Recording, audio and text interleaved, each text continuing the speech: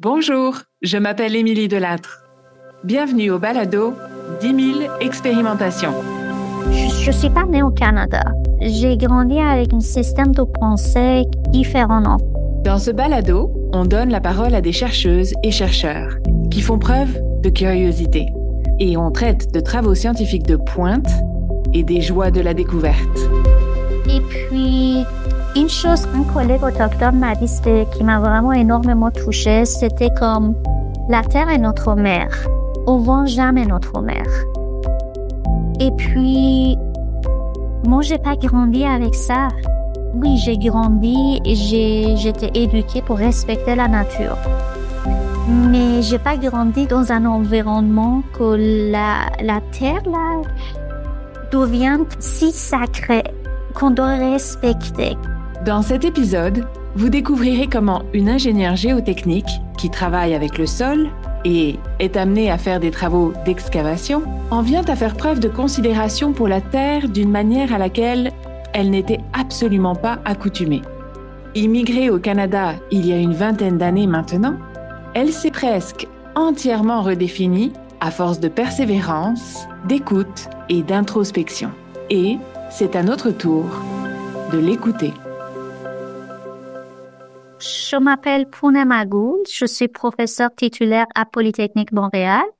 Je suis fondatrice et directrice de laboratoire de recherche qui s'appelle Sustainable Infrastructure and Geoengineering et également cofondatrice et directrice de partenariat et communication d'une unité de recherche qui s'appelle les ressources et infrastructures spatiales ou Astrolite. Quand je parle en fait de géoinfrastructure, je parle vraiment de tout ce qui est construit sur le sol par les géomatériaux, avec les remblais, avec les barrages. On peut même parler en fait des parcs à résidus miniers. Tout ce qui est vraiment extraction, construction, l'interaction des structures avec le sol, avec la fondation, ça tombe dans moi je l'appelle géoinfrastructure. Sans vouloir faire de mauvais jeux de mots, pour monsieur et madame tout le monde, quel est l'intérêt de creuser le terrain? En fait, j'aimerais bien le dire dans ce sens-là. Je suis ingénieure et je développe les technologies. Et parfois, on reste tellement, je vais dire, hard tech. Et on développe, on manipule des choses et puis on travaille avec les signaux, on essaie de développer les modèles mathématiques. Parfois, pour nous, ça devient vraiment dur de voir l'impact qu'on pourrait avoir sur les gens. Je suis pas en génie biomédical. Bien sûr, je travaille pas avec les patients. Je travaille pas avec les infirmières ou avec les médecins qui sont dans l'hôpital. Je suis dans un domaine là qui touche le sol. En génie civil, construction, génie des mines. Donc, on voudrait être capable de traduire les technologies de pointe qu'on développe au laboratoire. On voudrait faire les routes qui est résilient au changement climatique. Si on n'arrive pas à avoir des infrastructures critiques résilientes, les communautés nordiques ne peuvent pas communiquer avec les autres parties du pays et nourrir correctement. Leurs accès aux hôpitaux ou les cliniques s'est coupé. Et puis tout est vraiment en question. Imaginons qu'on a une pente. On appelle ça, en anglais, on dit retrogressive tower slope. C'est comme le pergélisol qui se dégrade à cause des changements climatiques. Et même si la route est correcte, on a en fait une instabilité des pentes qui tombent en fait sur la route et puis ça coupe l'accès. C'est qu'en fait la route qu'on utilise dans les Grands Nord là pour ces communautés, c'est la seule façon d'être connecté. Et puis, à tout prix, là, on voudrait garder l'intégrité de ces infrastructures-là pour que les communautés puissent échanger, faire des activités économiques, etc.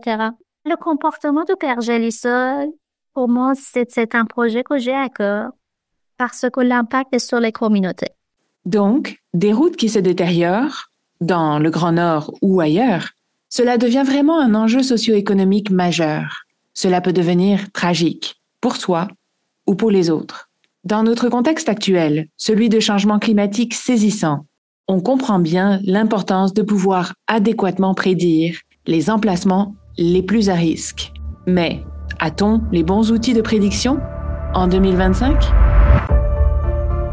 on voudrait mettre en place une plateforme d'avertissement, on dit Early Warning System. Même si c'est pas vraiment une science exacte, mais au moins ça nous donne un avertissement, un système qui nous dit qu'écoutez là, votre parc à résidus miniers, pour le moment c'est OK. Mais avec les changements climatiques d'ici 5 ans, 10 ans, on peut avoir des problèmes d'instabilité dans cet endroit. C'est ça l'état de risque. C'est très dur de le faire. Il y a beaucoup d'incertitudes parce que le sol, là, c'est un matériau tellement complexe. Donc, comprendre son comportement, c'est la première chose qu'on doit faire si on veut mettre en place des mesures d'adaptation. Le problème avec le pergélisol, c'est que dans le langage technique, on utilise un terme comme le flouage. Et si vous voulez savoir là, c'est quoi le flouage, pensez qu'on vous mettait un gâteau crémeux qu'on doit en fait garder dans le frigo, mais on l'abandonne sur le comptoir. Un gâteau crémeux, moi, ça me parle vraiment. Mais Pune Magool n'est pas pâtissière.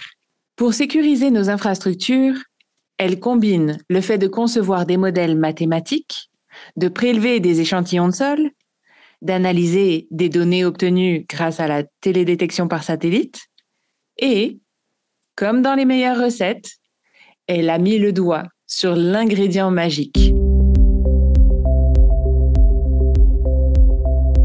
Donc, on a intégré en fait notre invention dans l'équipement. C'est un triaxial avancé, ce qui nous donne vraiment les informations que jusqu'à maintenant était impossible de déterminer.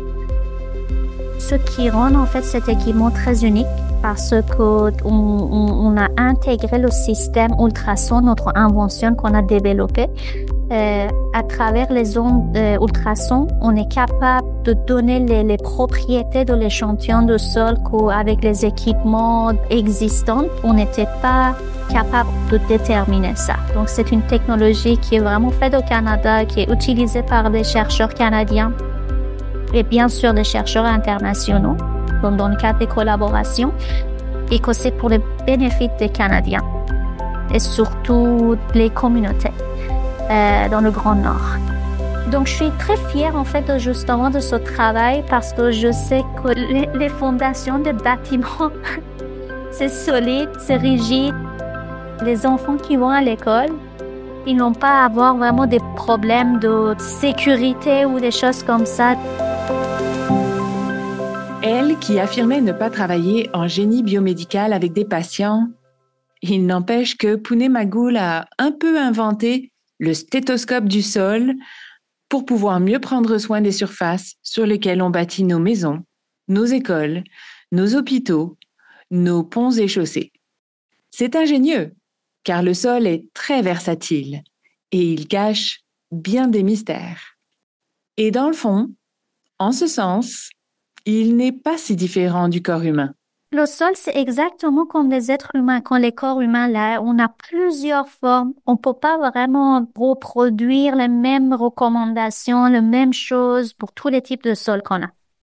On peut trouver en fait des endroits que le sol est correct, dans le sens qu'il est sain, il n'y a pas de problème. C'est avec les changements climatiques, on pourrait avoir les facteurs environnementaux sont graves. Et vous pouvez trouver dans la région qu'on croit que l'impact des changements climatiques, c'est assez modéré, mais le sol est problématique. Donc, il faut vraiment avoir une approche très holistique dans ce sens qu'il faut qu'on étudie l'environnement dans lequel on est. L'opacité du sol n'en fait pas un sujet d'étude facile, car tout ce qui est opaque se dérobe un peu à notre entendement. Il est souvent plus facile de faire comme s'il n'y avait rien à voir, rien à entendre.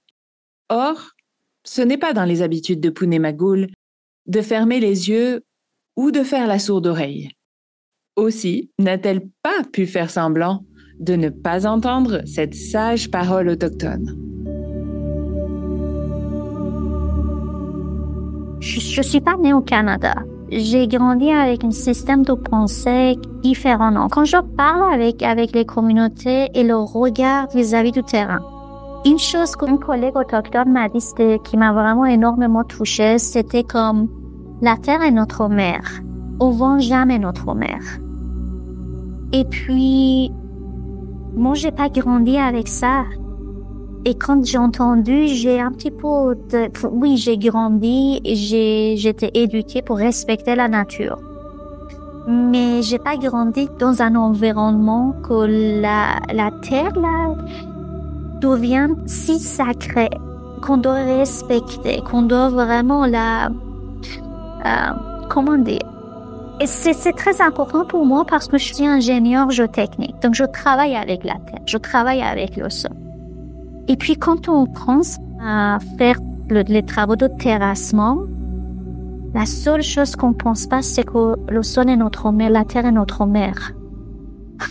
Écoutez, là, Et puis maintenant, je me demande si on voudrait vraiment toucher le sol ou faire les travaux de terrassement avec cette mentalité. Qu'est-ce qu'on doit changer dans nos pratiques? Beaucoup, beaucoup de choses.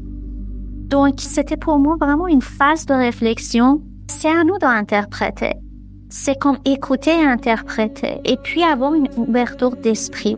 C'est comme respecter, entendre et puis réfléchir.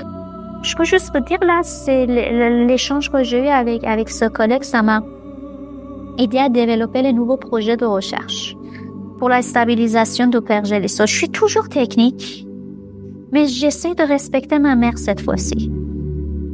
Qu'est-ce que cette rencontre des cultures lui a appris? Être humble, être vraiment de terre à terre, comment dire. Je suis immigrante. J'ai eu plusieurs phases de changement d'environnement dans mon évolution en tant que personne et en tant que professionnelle, je veux dire. La première chose, c'est être à l'écoute. Et que tout ce qu'on a grandi avec, ce que j'ai appris dans ma vie, c'est pas comme acquis. C'est dans le sens que peut-être une chose dans ma culture, c'est correct. Et puis dans une autre culture, c'est l'inverse. Et il faut toujours avoir une approche neutre. Dans le sens que voir, écouter, réfléchir, et que derrière chaque comportement, derrière chaque phrase, il y a une personne avec son propre background, avec son propre trajet, avec ses propres styles de vie. Et puis, c'est très important de le considérer. Pour moi, l'intégration, ça vient toujours de nous, faire le premier pas et essayer. Essayer de comprendre. Et le Canada, c'est un pays quand même qui est très ouvert. Et puis,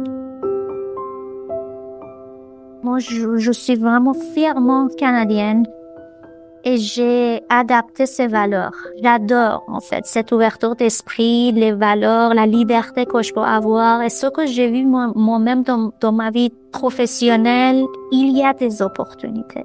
Peut-être il faut répéter 1000 fois, mais je vais essayer une fois de plus. Et ça marchait. Donc, c'est pas facile, bien sûr. On travaille dans un milieu qui n'est pas forcément parfait. Il y a beaucoup de défauts. Et puis, en tant que citoyen responsable, on est là pour corriger le système. Donc, on contribue. Et quand je dis contribue, ce n'est pas juste payer des taxes. On contribue pour améliorer, en fait, nos vies. Et moi, je suis prof de l'université. Ça fait partie de mon travail. D'améliorer justement le système, d'éduquer la relève et puis former les scientifiques de demain. Et j'essaie toujours de donner en fait cette perspective à mes étudiants. Il faut faire un effort, il faut jamais céder. Et puis si une porte est fermée, il y a certainement une autre porte derrière le bâtiment. Si l'autre porte est fermée, il y a des fenêtres. Aujourd'hui, Punémagoul ne se renie pas, mais elle absorbe les richesses d'un monde nouveau. Elle rit et elle est épanouie, mais ça n'a vraiment pas été un long fleuve tranquille. D'origine iranienne, elle a étudié en France et puis elle a fait le saut par-dessus l'océan Atlantique. Chaque parcours est différent, bien sûr. Mais à sa place, plus d'une personne aurait baissé les bras. Constatez plutôt. En termes de développement professionnel, c'était pas facile de convaincre les gens d'oublier les clichés, les préjugés. Et puis, ça impacte énormément notre travail, mais c'est ça, en fait, que j'adore au Canada. J'ai dit là, c'est pas facile, mais c'est possible. Moi, quand j'ai quitté mon pays, j'étais très jeune, j'avais 20 ans. J'ai vraiment tourné la page et puis j'ai développé ma carrière vraiment à l'extérieur. Mais ce que je sais, là-bas, c'est impossible. Ici, c'est dur, mais c'est possible. J'ai fait mon PhD sur le génie parasismique, tremblement de terre. Et quand j'ai commencé à faire mon travail en tant que prof, je commençais à travailler dans un endroit qui n'avait pas forcément de la sismicité. Donc, je regardais en fait le plan stratégique de l'université. J'ai dit, ils ont beaucoup investi dans le Grand Nord, dans tout ce qui est vraiment les changements climatiques, les communautés nordiques, etc. Et j'ai adoré. Donc, je commençais à un petit peu développer ma recherche sur tout ce qui est infrastructure nordique.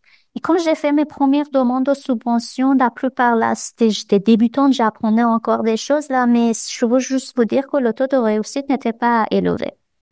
Et parfois, les commentaires que je recevais, je sentais que ça n'a rien vraiment parfois à voir avec le contenu de mes demandes de subventions techniques, mais j'ai jamais abandonné. J'ai fait les demandes de subventions et je me souviens là, c'était le nouveau programme de New Frontiers in Research Fund.